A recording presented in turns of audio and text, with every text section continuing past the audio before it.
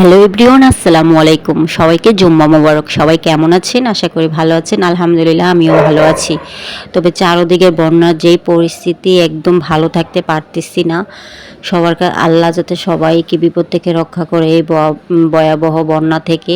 তো সকাল সকাল রান্নাবান্না শুরু করে দিলাম।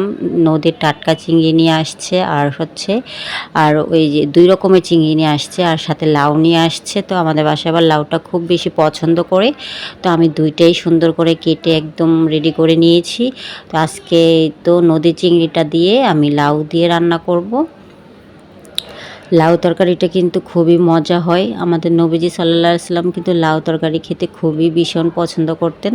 তো কড়াই বসিয়ে দিয়ে পেঁয়াজ, তারপর তেল, পেঁয়াজ, তারপরে শুকনা মরিচ দিয়ে দিলাম, হলুদ গুঁড়ো দিয়ে দিলাম, তারপরে লবণ দিয়ে দিলাম, আদা রসুন দিয়ে দিলাম, দিয়ে সম্পূর্ণ মশলাটা আমি কষিয়ে চিংড়ি মাছটা দিয়ে দিলাম। তো এই তো চিংড়ি মাছটা দেওয়ার পর ভালো করে কষিয়ে এখন লাউটা দিয়ে দিব। লাউটাও আমি ভালো করে কষিয়ে নেব। লাউ তরকারিতে কিন্তু আপনি হালকা মশলা দিলেই তরকারিটা অনেক বেস্ট হয়, মজা হয়। তো আমি নাস্তা খাওয়ার সময় পাইনি, সকালে বোয়া রান্না করেছিলাম। শুটকির ভর্তা, ডিম ভাজি, ঝাল ভর্তা দিয়ে আমি বোয়াটা খেয়ে নিলাম। ওদিকে আমার ছেলেকে ড্রয়িং ক্লাসে দিয়ে আসলাম। ওর 12টা বাজে ছুটি হবে। তো ঝটপট করে রান্নাটাও করে নিলাম। বাইরের ওয়েদারটাও আপনাদেরকে দেখিয়ে দিলাম। আজকে শুক্রবার, একটু বৃষ্টি হচ্ছে, সারা বাংলাদেশই বৃষ্টি হচ্ছে। এখানে লাউটাও প্রায় সিদ্ধ হয়ে গিয়েছে। তো আমি এখানে ভাত আর ডাল রান্না করে নিয়েছি, আর সাথে করলা ভাজিটাও রান্না করে নিয়েছি। এই তো লাউটা আমার সিদ্ধ হয়ে গিয়েছে। এখন আমি পরিমাণ মতো পানি দিয়ে একবারে ঝোলে দিয়ে দিলাম। পরিমাণ মতো পানি দিতে হবে, লাউয়ে বেশি পানি দিলে স্বাদ লাগবে না। এখন আমি এটা একদম এই ঢাকনা দিয়ে ঢেকে দেবো। এটা ঢাকনা উঠিয়ে দেখলাম তরকারিটা কিন্তু আমার প্রায় হয়েই গেছে। তো ধনেপাতা কুচি দেবো হালকা করে। আমি কিন্তু ধনেপাতাটা কুচি একটু পরে দেবো। এখন আমি কাঁচামরিচটা একটু থেতো করে রেখেছিলাম, সেটা দিয়ে দিলাম। আর সব তরকারিতে কাঁচামরিচটা দিলে কিন্তু তরকারির ফ্লেভারটা একটু অন্যরকম আসে। আর এখানে আমি লাউ তরকারিটা আবার একটু পেঁয়াজ দিয়ে বাগার দিয়ে নিলাম। এই তরকারিটা কিন্তু খুবই দারুণ হয়। তো গ্রাম অঞ্চলে দেখি আমার আম্মুরা ঠিক এভাবে রান্না করে, খুবই খুবই মজা হয়। আবার লাস্টে রসুন দিয়ে, পেঁয়াজ দিয়ে এটাকে যদি আপনি আবার বাগার দেন, তরকারিটা খুবই দারুণ হয়।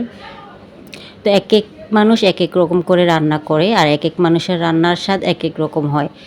তো এই তো আমি এখন দিয়ে দেব জিরার ফাঁকিটা দিয়ে এখন আমি ভালো করে লাউটার সাথে মিক্স করে নেব। জিরার ফাঁকি কিন্তু অবশ্যই দিতে হবে। আপনি যে কোনো তরকারিতে জিরার ফাঁকিটা দেন, তরকারির স্বাদটা কিন্তু একটু অন্যরকম হয়ে যায়, মানে দ্বিগুণ হয়ে যায়। তো আমি আমার রান্নায় সবসময় জিরার ফাঁকিটা করেই নিই, কারণ কখন কোন রান্নায় প্রয়োজন হয়, দরকার পড়ে বলা তো যায় না। আমি কিন্তু আলাদা অনেক রকমের মশলা বানিয়ে সেটা সংগ্রহ করে রাখি। তো সেটার ভিডিও একদিন আপনাদেরকে দেব। আজকে রান্না করতে করতে অনেক কথা বলে ফেললাম আপনাদের সাথে। তো শুক্রবারের দিন আপনারা কে কী রান্না করলেন অবশ্যই আমার কমেন্টস করে জানাবেন।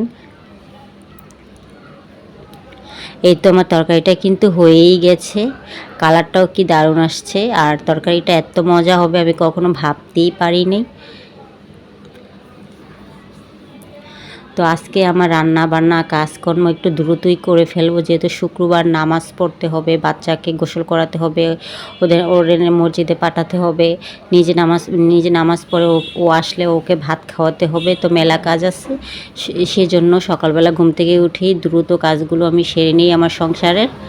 তো আজকের ভিডিওটা এই পর্যন্তই। সবাই ভালো থাকবেন, সুস্থ থাকবেন।